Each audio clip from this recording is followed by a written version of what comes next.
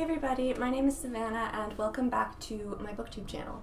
So today I decided to do the bookshelf scavenger hunt just because it seemed kind of fun, and also this way you get to have sort of a sense of what my room looks like, which is why the setup is all different. Also, I made a rule for myself. I'm going to avoid using any books from my favorite shelf, which are those two in the middle that have like Nevernight over to the Laini Taylor section, which are these two. So without further ado, let's get started. So the first question is to find a book or author with a Z in it.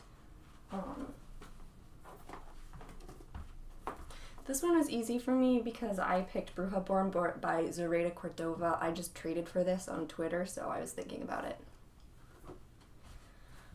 The second question is to pick a classic, which is also easy because I have a classic shelf. So this is Rebecca by Daphne du Maurier, the 80th anniversary edition. Next is to find a book with a key on the cover.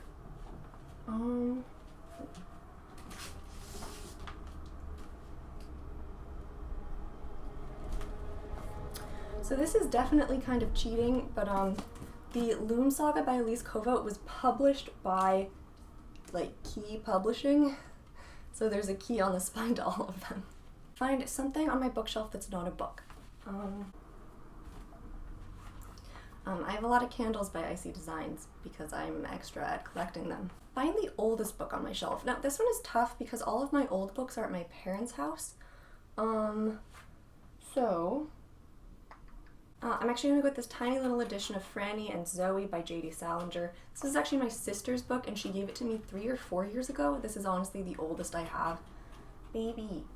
But after that, it just becomes like 1.5 year old books. Baby, why are you so noisy when you drink? Find a book with a girl on the cover.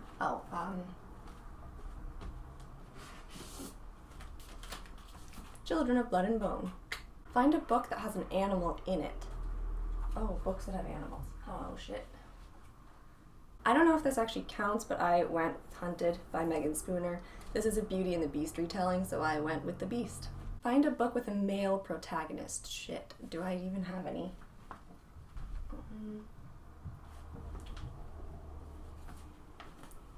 Aside from Red Rising with Pierce Brown, which is one of my favorites, I have Tempest and Slaughter by Tamora Pierce. This is actually an arc that I never got around to. Oops. And I'm like 90% sure, yeah, RM, yep, boy. Find a book with only words on it.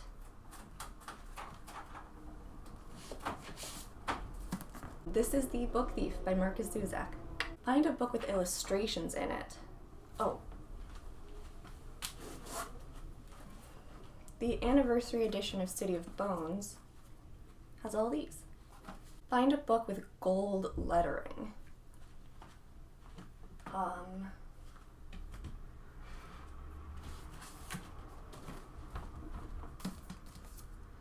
The Tiger and the Wolf by Adrian Tchaikovsky.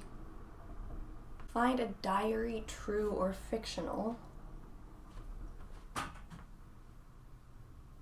I've definitely seen other people do this one too, and it kind of counts. Shatter Me by Tahira Mafia. I'm like 90% sure Juliet has writes in a diary in here, but I don't really want to find the pages, so I'm just gonna pretend like that's the case. Find a book written by someone with a common name like Smith.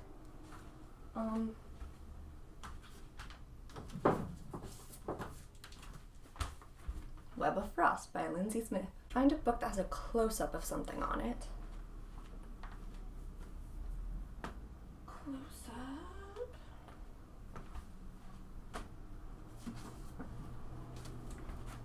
Shattered Minds by Laura Lamb.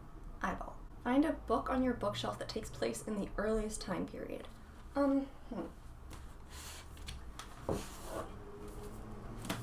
Does the Odyssey count? Because ancient Greece is so long ago, and that's probably the oldest I can do. Find a hardcover without a dust jacket. Okay.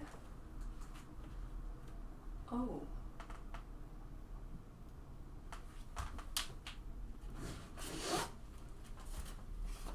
The Waterstones editions of Lady Midnight and Lord of Shadows. Find a teal or turquoise colored book. Okay.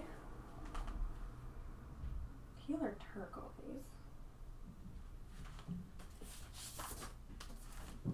I don't know if this really counts, but this is The Blood Print by Ozma Zanat Khan. It's mostly white, but the spine is very teal, so... Find a book with stars on it. Space. It's space. Find a non-YA book.